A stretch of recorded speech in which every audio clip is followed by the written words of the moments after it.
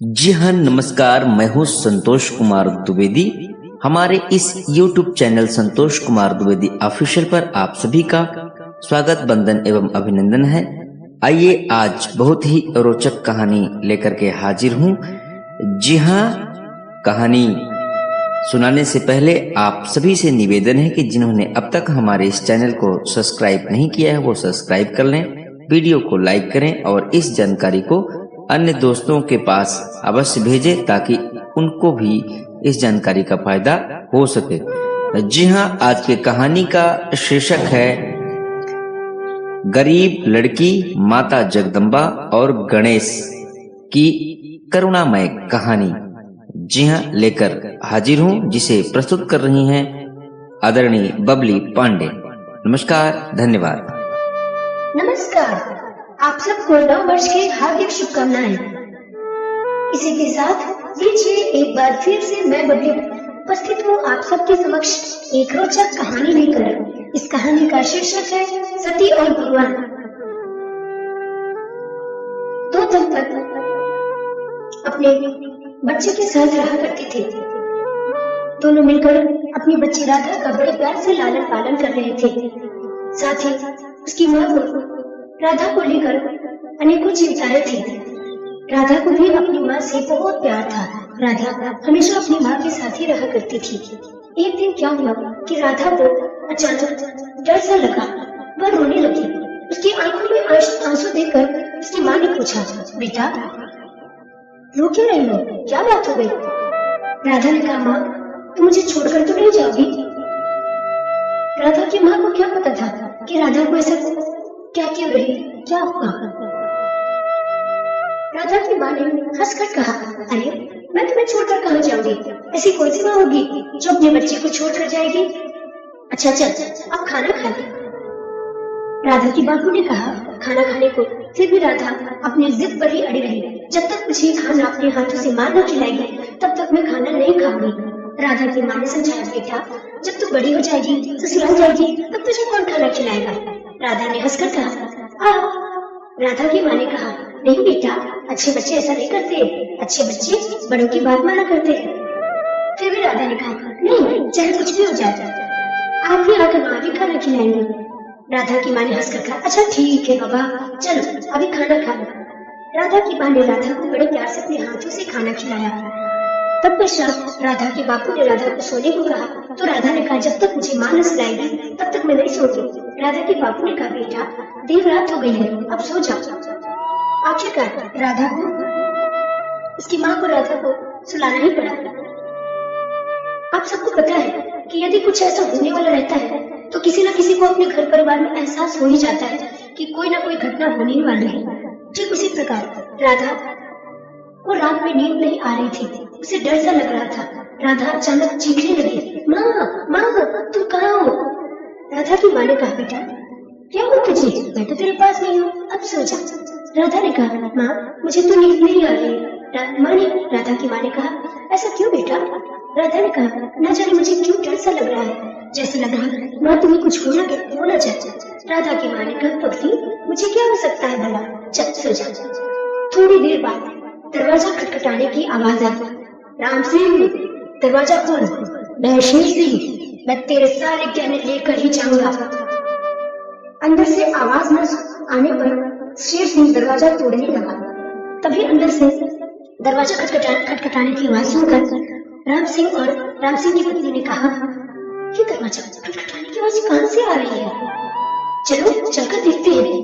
तभी राम सिंह पुजारी ने कहा, अरे कौन है, दरवाजा कौन खटखटा रहा है? शेर सिंह ने कहा, मैं शेर सिंह, खबरदार यदि मुझे तुमने ऊंची आवाज में यदि मेरे से बात की तो ईमानदारी से अपने सारे गहने मुझे दे दे। राम सिंह और उसकी पत्नी अपनी रक्षा और अपने संपत्ति की रक्षा के लिए शेर सिंह से बहस करने लगे। उन्हें क्या पता था कि ऐसा कुछ हो ही जाएगा। राधा काफी हिम्मती बच्ची थी, वो बाहर शोर करने लगी, देखो देखो मेरे घर में चोर, मेरे घर में चोर। परंतु जब तक राधा इधर लोगों को बुलाती तब तक इधर बहसबाजी करते करते आखिरकार शेर सिंह ने राधा की माँ अपने गोली का निशाना बना ही लिया।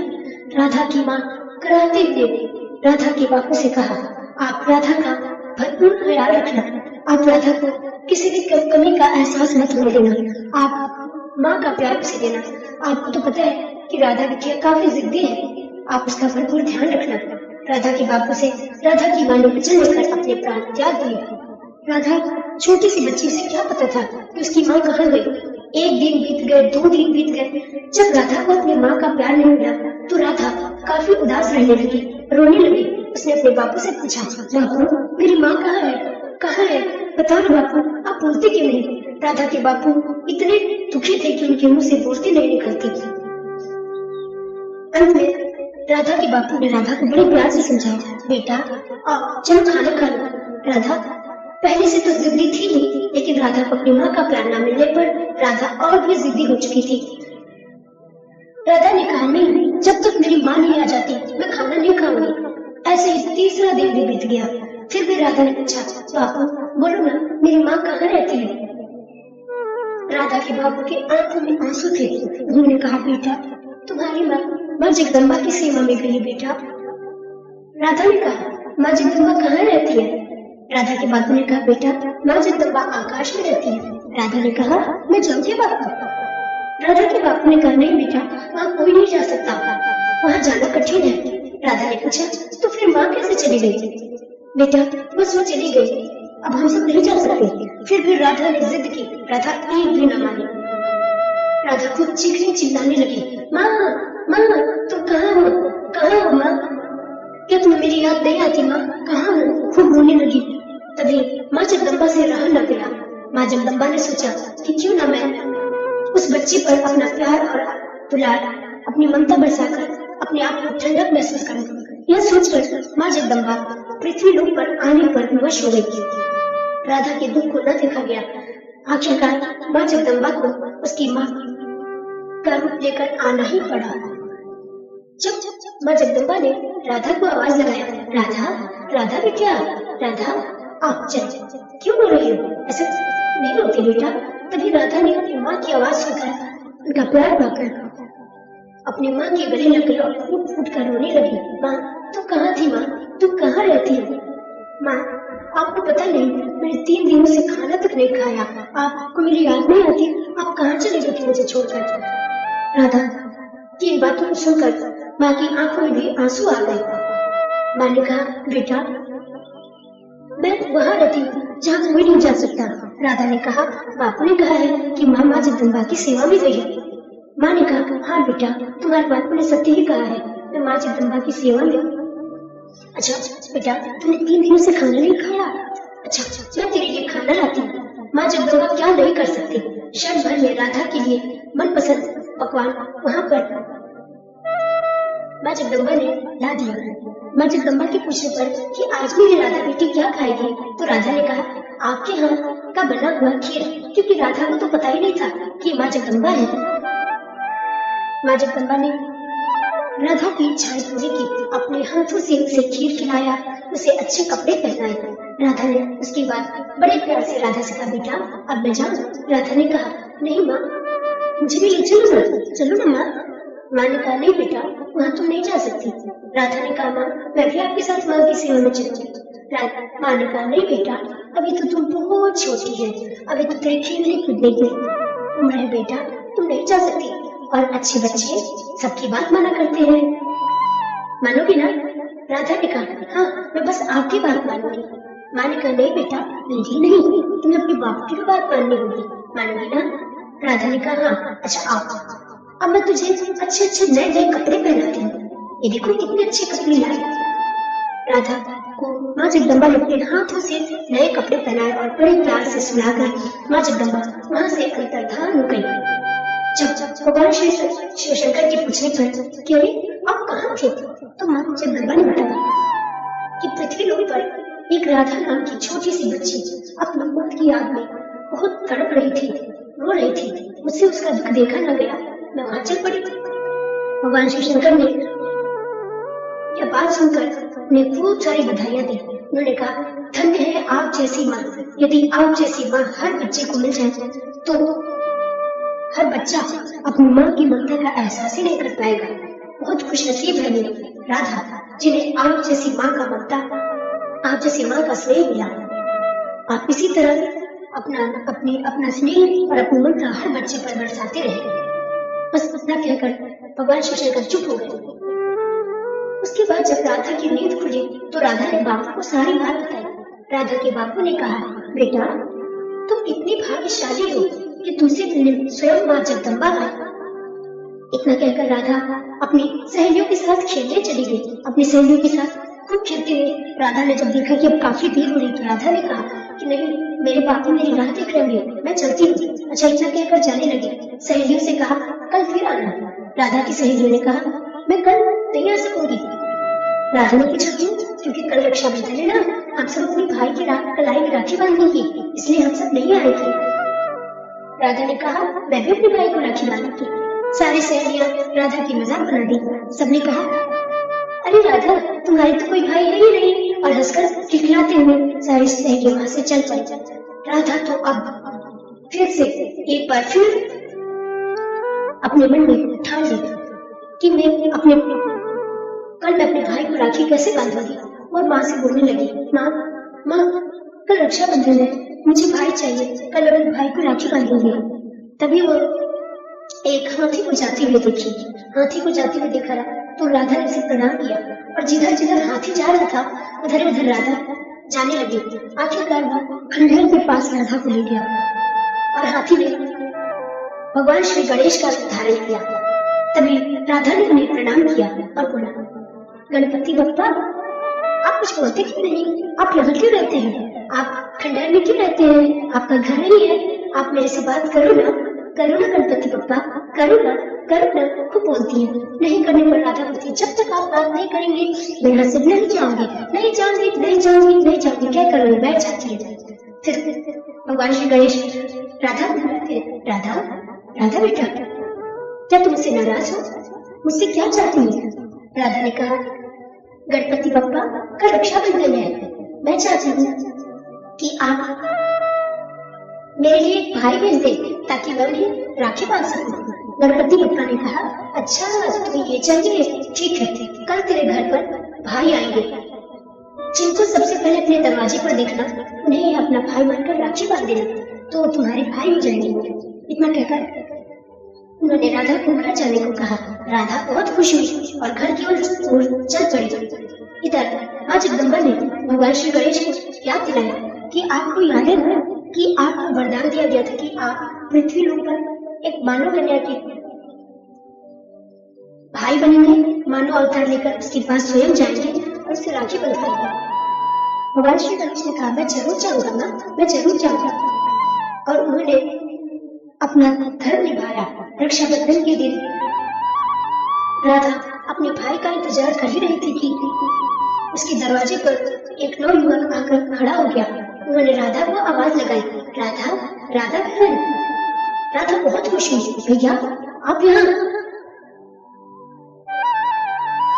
उस नौयुवक ने कहा, हाँ मैं यहाँ, आओ राखी बांधो। राधा ने बहुत खुश होकर राखी का धार सजाया और तिलक लगाया और उसे राखी बांधी। साथ ही अपने बापू को बुलाया, बापू देखो मेरे भाई आया। राधा के बापू भी बहुत खुश हुए, वो तो मानव रूप में थे ही। उन्होंने भी राधा के बापू को प्रणाम किया। राधा के बापू ने भी राधा के भाई को बहुत सारा आशीर्वाद दिया और राधा को भी उन्होंने कहा, बेटा तू बहुत धन्य है कि तुझे एक इतना अच्छा भाई मिला। राधा ने अपने भाई से कहा, भैया मैं अपने आप को बहुत भाग्यशाली समझती हूँ कि मुझे आप जैसे प्यारे भाई मिले। ठीक उसी प्रकार गणेश ने भी कहा, मैं भी अपने आप को बहुत भाग्यशाली समझता हूँ कि तुम जैसे प्यारे बहनिया मिली। से कहके गणेश भगवान अंतर्धान हो जाते हैं। और फिर भाई दूज का समय भी आता है, उस समय भी आते हैं और राधा खूब खुश होती है, उन्हें मिठाइयाँ खिलाती है। वो दोनों एक दूसरे को बहुत प्यार करते हैं। गणेश भगवान के पूछने पर कि राधा तुम्हें क्या उपहार चाहिए, तो राधा नाराज हो जाती है, कहती है, अरे जो बहन अपने भाई के लिए सुखी जीवन की मंगल कामना करे वो भाई उसे उपहार के लिए कहता है। छी मैं तो नहीं बोलती आपसे। तो फिर गणेश भगवान से बहुत मनाते हैं, कहते अच्छा ठीक है, अब मैं कुछ नहीं मांगूंगा, कुछ नहीं कहूंगा, कुछ नहीं लेने के लिए कहूंगा, अब तो हंस दो। राधा बहुत खिलखिलाते हुए हंसती है। उसके बाद राधा के बापू को जैसे जैसे राधा बड़ी होती है चिंता होती है विवाह की। राधा के बापू राधा के रिश्ते के लिए सोचते हैं क्योंकि वो भी आंखों से नेत्रहीन हो चुके होते हैं। उसके बाद राधा एक दिन गांव में घूमती रहती है कि गांव का एक ठाकुर राधा को परेशान करने लगता है। वो बार बार उसे परेशान करता है और करता है। तभी श्याम नाम का लड़का उसे देखता है परेशान करते हुए, तो उसे राधा की रक्षा कर राधा को सुरक्षित उसके घर पर पहुंचाता है। इधर राधा के बापू बहुत परेशान रहते हैं। लेट होने पर माँ से प्रार्थना करते हैं, माँ अब तक राधा क्यों नहीं आई, क्या बात है। तब तक राधा श्याम के साथ घर पहुंचती है और श्याम का परिचय देती है, बताती है आज ये जानते कि मेरी रक्षा नहीं हो पाती। आज एक डाकू मुझे बहुत परेशान कर रहा था और इतना कहकर राधा और राधा के बापू श्याम का बहुत आदर सत्कार किए। राधा को भी श्याम पसंद आने लगा था और श्याम भी राधा को बहुत पसंद करने लगा था। राधा के विवाह को लेकर श्याम ने अपने माता पिता को बताया। राधा की खूब प्रशंसा की। अपनी प्रशंसा सुनकर श्याम के माता पिता राधा के पिताश्री के घर पहुंचे और सारी बात बताई। जब राधा के पिताश्री यह सब बात सुने तो शादी के लिए तैयार हो गए और शादी का मुहूर्त भी निकलवा लिया। यह सब सुनकर गांव के लोगों ने ठाकुर को जाकर बताया तो ठाकुर से रहा न गया। ठाकुर राधा का बार बार पीछा करता रहा। तभी राधा के भाई वहां प्रकट हुए। राधा ने अपने भाई से सारी बात बताई तो राधा के भाई ने कहा ठीक है, तुम उसे कल खंडहर के पास मंदिर में बुला। राधा ने भी वैसा ही किया। जब ठाकुर वहां पहुंचा तो वह चाहता था कि वो राधा को अपनी बाहों में ले ले, लेकिन वह राधा को ले नहीं पा रहा था और राधा को खूब बुलाने लगा। राधा उसे बुलाती, जैसे ही मंदिर के द्वार पर पांव रखता वह जलने लग जाता। ऐसे ही करते करते आखिर उस ठाकुर को वहां से भागना ही पड़ा। जब वो ठाकुर वहां से भागा तब राधा फिर सुरक्षित वहां से निकलकर अपने घर पहुंच गई। राधा के बाप को बहुत चिंता थी कि राधा बिटिया को दहेज में क्या दे। यह सब सोचकर राधा के पिता माँ जगदम्बा की गहने चोरी करने लगा। तभी माँ जगदम्बा ने एक आकाशवाणी सुनाई दी, अरे तुम ये क्या कर रहे हो, मैंने जानती थी पापी होगी, मैंने तुम्हारी बेटी को इतने प्यार से संभाला, तुम इतने पापी हो, तुम अपराधी हो, मैं तुम्हें कभी क्षमा नहीं करूंगी। इतना कहकर अंतर्धान हुई। जब राधा की बापू की नींद खुली तो राधा के बापू ने राधा को आवाज लगाई, राधा राधा बेटा देखो तो यहाँ कौन है। राधा ने कहा बापू यहाँ तो कोई नहीं है। तब राधा के बापू ने कहा राधा बिटिया मैं पापी हूँ, मैं अपराधी हूँ, मैं माँ के गहने चोरी करने गया था तुम्हारे दहेज के लिए। राधा रोने लगी, बापू इसमें आपका कोई दोष नहीं, कुछ लोग ऐसे होते हैं जो लाचार होते हैं। बापू इससे अच्छा होता कि मैं जल्द के समय ही मर जाती तो कितना अच्छा होता। राधा के बापू की आंखों में आंसू भर आए। उन्होंने कहा ऐसा न कर बेटा, ऐसा न कर। यह सब राधा के भाई से देखा न गया। राधा ये सब सुनकर बहुत उदास थी। तभी राधा के भाई वहां प्रकट हुए। अरे बहना इतनी उदास क्यों है, मुझे पता है तो क्यों उदास है। राधा अपने भैया को देखकर फूट फूट कर रोने लगी। राधा के भाई ने कहा अरे तू चिंता क्यों करती है, तुझे अपने भाई पर भी विश्वास नहीं, मैं उन्हें तेरा प्यार कराने के लिए। तब राधा बहुत खुश हुई। राधा ने कहा सच सच भैया। राधा के भाई ने कहा हाँ सच। अच्छा जा। तभी राधा बहुत खुश हुआ, बापू को सारी बात बताई। जिस दिन राधा का विवाह था उस दिन भगवान श्री गणेश और रिद्धि सिद्धि राधा की शादी में जाने के लिए तैयार हुए थे। तभी माता पार्वती ने पूछा अरे गणेश रिद्धि सिद्धि कहाँ जा रहे हो तुम सब। तभी गणेश भगवान ने कहा हम सब आज पृथ्वी लोक पर एक मानव कन्या का विवाह है, मैंने उसे अपना बहन माना है, मैं उसी की शादी में जा रहा हूँ, हम सब आपकी आज्ञा चाहते हैं माते। माता पार्वती ने सबको आज्ञा दी, साथ ही उन्हें आशीर्वाद भी दिया। उनकी आज्ञा पाकर भगवान श्री गणेश रिद्धि सिद्धि सब राधा की शादी में आ गया। राधा ने सबको देखा तो राधा बहुत खुश हुई। साथ ही रिद्धि सिद्धि ने राधा के लिए जितने गहने लाए थे सारे गहने उसे दिखाया तो राधा ने कहा आपकी पसंद मेरी भी पसंद। राधा की बहुत धूमधाम से शादी हुई। राधा ने विदाई के समय अपनी माँ को याद किया। राधा ने कहा माँ आपने तो कहा था कि मुझे जब याद करोगे मैं आ जाऊंगी, आज मेरी शादी थी तब भी नहीं आई, मेरी विदाई है अब तो आ जाओ, आप आशीर्वाद देने भी नहीं आओगे। रोने लगी। तभी माँ जगदम्बा उसकी माँ का रूप धारण कर प्रकट हुई। उन्होंने कहा, राधा बेटी देखो, तुमने बुलाया, मैं आ गई, मैं तुम्हें आशीर्वाद देने आई हूँ। बेटा तुम जहाँ जा रही हो वहाँ सदा सुखी रहना। आज से तुम्हारा नया जीवन आरंभ होने जा रहा है। तुम हर दुख सहकर अपने पति की सुखी जीवन की कामना करना। तुम अपने कर्तव्य द्वारा सदा अपने पति को सुखी रखना। सबको अपने कर्तव्य से सबको हमेशा खुश रखना। हर दुख सहकर भी अपना कर्तव्य मत भूलना। इतना कहकर माँ जगदम्बा वहां से अंतर्धान हो गई। जब राधा विदा हुई तो राधा के ससुराल वाले भी राधा से बहुत खुश हुए। राधा की सासू माँ ने भी राधा को बहुत सारा आशीर्वाद किया और कहा, तुम्हारी जितनी प्रशंसा नहीं हुई उससे तो तुम कहीं ज्यादा सुंदर हो बेटा, इतना सुंदर। राधा बहुत खुश हुई। राधा को सबने बहुत प्यार किया। भला राधा की खुशियों को कौन देख सकता था? यह सब भी ईश्वर की ही लीला थी। आखिर वह डाकू उसी गांव का ठाकुर वहां पहुंच गया और आकर कहने लगा, वाह वाह वाह वाह, क्या खानदान है, क्या रिश्ता है, क्या बहू बनाया है। यह सब सुनकर श्याम पूछने लगा, ये सब तुम क्या कह रहे हो? आप कहना क्या चाहते हैं? ठाकुर ने कहा, आपने जिसको ब्याह कर यहाँ लाया है वो मेरी पत्नी बनने वाली थी और मैंने उसे इनकार कर दिया। श्याम आश्चर्यचकित रहा। श्याम ठाकुर की ओर देखने लगा, अच्छा क्यों? तो ठाकुर ने कहा, पता नहीं क्यों, उसका भी कारण है। आप जिस राधा को यहाँ ब्याह कर लाया वो आपकी नहीं, वो किसी एक गणेश नाम के व्यक्ति को अपना भाई मानती है। वो उसकी है जिसे वो अपना भाई कहती है। वो राधा नहीं, वो पुजारी की बेटी नहीं, बल्कि बदचलन है, चरित्रहीन है, चरित्रवान नहीं। श्याम चीख पड़ा, नहीं ऐसा नहीं हो सकता। तभी ठाकुर ने कहा, अब सच को सच, झूठ को झूठ, अब आप ही जाने। अब आप ही राधा से पूछिए कि जिसे वो अपना भाई मानती है वो कौन है, उसके माता पिता कौन है, उसने किस खानदान में जन्म लिया है, पूछिए ना। अब मैंने अपना फर्ज निभाया, मैं चलता हूँ, आप अपना फर्ज निभाइए। इतना कहकर ठाकुर वहां से चल पड़ा। तभी श्याम को राधा पर संदेह होने लगा। शादी का पहला रात ही राधा के लिए दुखदायी रहा। जब राधा श्याम के पैर छूने गई तो श्याम पीछे हट पड़ा। उसने कहा, हट जा यहाँ से, मत छूना मेरे पैर। राधा बहुत उदास हुई, निराश हुई। उसने पूछा, स्वामी आपको हो क्या गया? न जाने आपको अचानक क्या हो गया? श्याम ने कहा, तुम स्वामी मत कहो, तुम जैसे बदचलन लोगों के मुंह से स्वामी शब्द भी कांटे के समान चुभता है। तभी राधा ने कहा, ऐसा मुझसे क्या अपराध हुआ? श्याम ने कहा, अपराध? तुमसे तो वो अपराध हुआ है जिसे कोई पुरुष सहन नहीं कर सकता।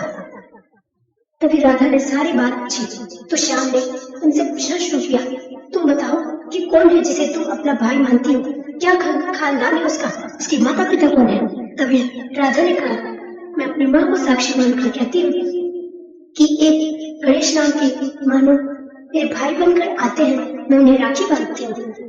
तब से वो मेरे भाई हैं। आप भाई बहन के पवित्र रिश्ते पर कलंक न लगाइए स्वामी। तभी श्याम ने कहा कि तुम उसका क्या सबूत दोगी? राधा ने कहा, अगले रक्षाबंधन को मेरे भाई जरूर आएंगे। श्याम उसी दिन का इंतजार करने लगा। उसने कहा, जब तक मैं उसका असली परिचय नहीं ले लेता तब तक के लिए तुम मुझे कभी नहीं पा सकोगी। इतना कहकर वहां से श्याम चल पड़ा। राधा बहुत दुखी रहने लगी थी।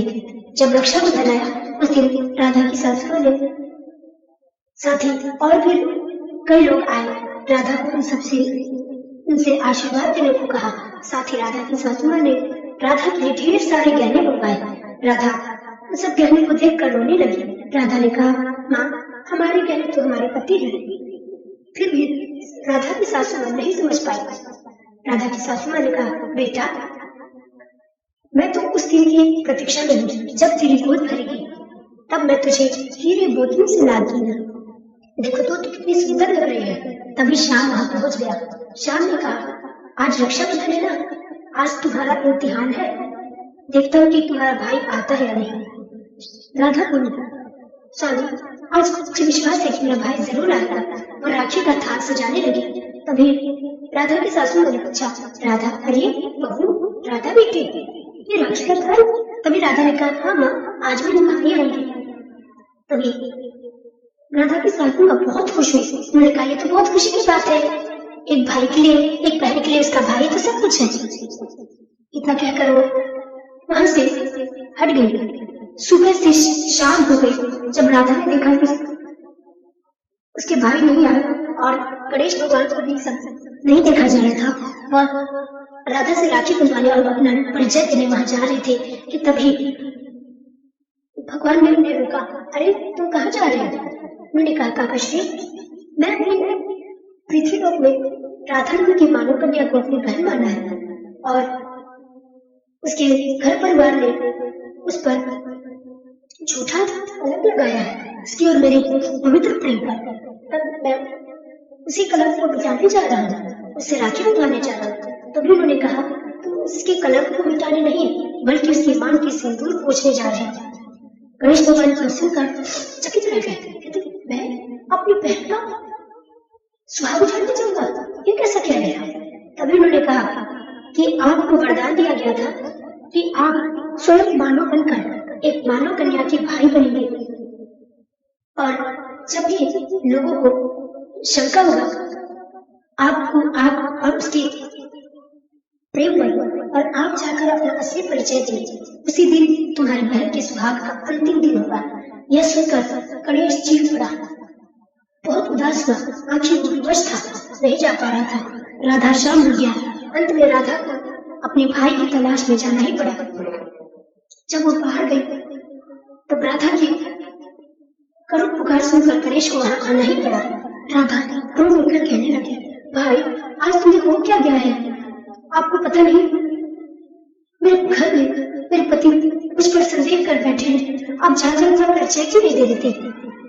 गणेश भगवान ने कहा, बहन, मैं नहीं जा सकता। इतना कहकर राखी बंधवा कर वहां से अंतर्धान हो गई। जब राधा वहां से अपने घर गई तो उसके पति और समस्त घर परिवार की लोग उससे काफी नाराज हुए, उस पर बहुत अत्याचार किया उन सबने। उन्होंने कहा, रंगरलिया मना रही, कहाँ गई थी, किससे मिलने गई थी? तभी राधा ने बताया, अपने भाई से मिलने गई थी। यह सुनकर राधा के पति ने राधा को 3-4 थप्पड़ लगाया और साथ ही उसे घर से बाहर निकाल दिया। राधा यूं ही भटकती रही। जब दूसरे दिन राधा के पिता राधा की से मिलने गए तो उन्हें भी सबने तिरस्कार किया, उन्हें भी घर से धक्के देकर बाहर निकाल दिया। राधा के पिता यूं ही राधा को ढूंढते रहे और इधर राधा भटक रही थी तो भगवान श्री गणेश हाथी का रूप लेकर जंगल में घास फूस इकट्ठे कर राधा के लिए एक छोटा सा घर का इंतजाम किया। राधा पहचान नहीं पा रही थी, राधा उसी घर में रहने लगी। तभी ठाकुर को यह सब पता चल चुका था। ठाकुर उसके घोंसले तक पहुंच गया था, वहां भी उसे परेशान करने लगा था। आखिरकार राधा को अपने घर ही जाना पड़ा। राधा जब अपने घर गई वहां भी सुखी से नहीं रह पा रही थी। एक दिन राधा को ऐसा लगा जैसे उसके पति काफी बीमार है। उसने अपने पिताश्री से कहा, पिताश्री, मुझे ऐसा लग रहा है कि मेरे स्वामी बहुत बीमार है, मैं जाना चाहती हूँ। राधा के बापू ने कहा, नहीं बेटी, तू मत जा। तभी राधा ने कहा, आपने तो कहा था ना कि ससुराल में उसका पति उसके लिए सब कुछ है, इसलिए मैं चाहूंगी। आखिर राधा वहां चली गई। वहां जब राधा को सबने देखा तो राधा को फिर से लोगों ने बहुत मारा पीटा और उसे बाहर निकाल दिया। जब राधा से ये सब न सहन हुआ तो राधा अपनी आत्महत्या करने जाने लगी। यह सब देखकर राधा के भाई से न रहा गया। ऐसा कौन सा भाई होगा जिनसे रहा जाएगा, अपनी बहन का दुख देखा जाएगा। राधा के भाई तुरंत वहां पहुंचे। अरे बहन, तुम ये क्या कर रही है? अपने भाई के होते आत्महत्या? तभी वो रोने लगी। उसने कहा, आप मेरे घर क्यों नहीं चल देती? आखिर गणेश को विवश होकर उसके घर जाना ही पड़ा। जब भगवान श्री गणेश उसके घर जाकर लोगों को अपना परिचय दिया तो राधा के पति श्याम उससे काफी क्रोधित हुए। उन्होंने उसका खूब तिरस्कार किया, साथ ही उसे 2 थप्पड़ भी लगाया। जब उन्होंने 2 थप्पड़ देखा तो भगवान श्री गणेश मानव रूप से अपना असली रूप धारण कर लिया। जब श्याम ने उसका असली रूप देखा तो श्याम अपने किए पर खूब पछताया, खूब फूट फूट कर रोया और भगवान श्री गणेश से क्षमा मांगने लगा। उन्होंने कहा, प्रभु मैं अपराधी हूँ प्रभु, मैंने आप पर हाथ उठाया, मुझे क्षमा करें। मैंने राधा पर झूठा कलंक लगाया, मैंने आप दोनों के पवित्र प्रेम पर कलंक लगाया। धन्य है आप जैसे भाई, धन्य है राधा जैसी बहन कि आपने इतने दुख सहकर भी, हमारा अपमान सहकर भी आप चुप रहे। तभी भगवान श्री गणेश ने उसे समझाया, उसे कहा, उसे क्षमा किया। तभी श्याम बहुत प्रसन्न हुआ और अपनी माँ को जैसे ही बुलाने पहुंचा कि माँ देखो, आज मैंने प्रभु के दर्शन किए, हमारे घर में साक्षात प्रभु आ रहे हैं। जैसे ही वो राधा से दूर हुआ वैसे ही भगवान श्री गणेश ने राधा को सारी बातें बता दी। बहन, मैं तुम्हारे घर इसलिए नहीं आ रहा था कि हमें वरदान मिल रही थी, मैं मानो में स्वयं तुम्हारे भाई बनकर तुम्हारी सहायता करूंगा। और जब भी हमारे और तुम्हारे पर कोई शंका करेगा, हम दोनों के पवित्र प्रेम पर कोई शंका करेगा, कलंक लगाएगा, और जब मैं अपना असली परिचय दूंगा उस दिन तुम्हारे सुहाग का अंतिम दिन होगा। तो बहन, आज तुम्हारे सुहाग का अंतिम दिन है। राधा ये सब सुनकर फूट फूट कर रोने लगी। राधा ने कहा, ऐसा क्यों भाई? भैया, आप मुझे वचन दें कि आप स्वयं आग देने, हम हमारी चिता को आग लगाने स्वयं आएंगे। भगवान श्री गणेश वचनबद्ध थे, क्या कर सकते थे? उन्होंने वचन दिया और उनसे अंतर्धान हो गया।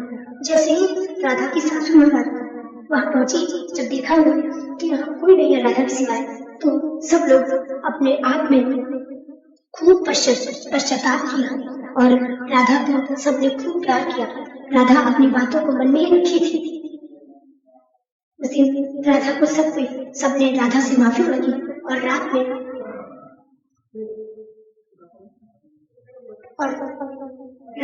श्याम ने भी राधा से खूब सारी क्षमा मांगी।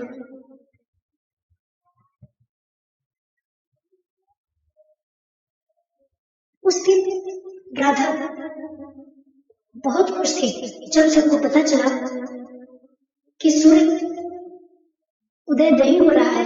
तभी माता पार्वती ने भगवान शिव शंकर से कहा, अरे ये क्या हो रहा है? यदि सूर्य इस तरह उदय न हुआ तो समस्त संसार में प्रलय आ जाएगी। भगवान शिव शंकर को बहुत क्रोध आया। माता पार्वती ने कहा, यदि आप इस तरह क्रोधित हुए तो गणेश नहीं मानेगा। तो भगवान शिव शंकर ने कहा कि आप ही कुछ करें। तभी माता पार्वती ने कहा, ठीक है, मैं ऐसा ही करती हूँ। पहले भगवान श्री गणेश को उन्होंने खुद समझाया, परंतु नहीं मानता। फिर वो राधा के पास पहुंची। राधा अपनी माँ को देखकर बहुत खुश हुई। तभी राधा को माता पार्वती ने अपना परिचय दिया, बेटी, मैं तुम्हारी अन्नपूर्णा नहीं हूँ। तुम्हारी माँ की मृत्यु के बाद से मैंने ही तुम्हें संभाला है और आज मैं तुमसे कुछ मांगने आई हूँ। अब तक मैंने तुम्हें संभाला है तो इसी उद्देश्य से मैं तुमसे कुछ मांगने आई हूँ। तभी राधा उनसे परिचय जानना चाहा। राधा को माँ पार्वती ने सारा परिचय दिया, बेटी, मैं माँ जगदम्बा हूँ। राधा बहुत खुश हुई। राधा ने बहुत प्रणाम किया और उनसे कुछ मांगने को कहा। तभी माता पार्वती ने राधा से कहा, तुम मुझे अपना सुहाग दान दे दो, बस मैं ही चाहती तुम्हारे सुहाग के कारण तुम्हारे भाई गणेश ने सूर्य देव को रोक रखा है। यदि सूर्य देव यूं ही रुके रहे, सूर्य उदय न हुआ तो समस्त संसार में प्रलय आ जाएगा। यदि तुम जगत का कल्याण चाहती हो तो तुम अपना सुहाग दान दे दो। राधा इस चीज के लिए तैयार हो गई। राधा ने अपने भाई गणेश को खूब मनाया। उन्होंने राखी की सौगंध दी।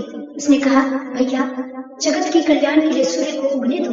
यह सब देखकर समस्त देवी देवता भी उनसे प्रसन्न हुए। उनके भाई बहन के प्रेम को देखकर सब लोग प्रसन्न हुए। सूर्य उदय होने के बाद भी भगवान शिव शंकर ने उनका सुहाग उन्हें वापस लौटाया और दुख के बाद उसका फिर से सुख का सवेरा आ ही गया। फिर सब लोग मिलकर रहने लगे। तो आप सबको हमारी कहानी कैसी लगी, आप सब लोग हमें बताएं। अब मैं चाहूंगी इजाजत। जय श्री कृष्ण।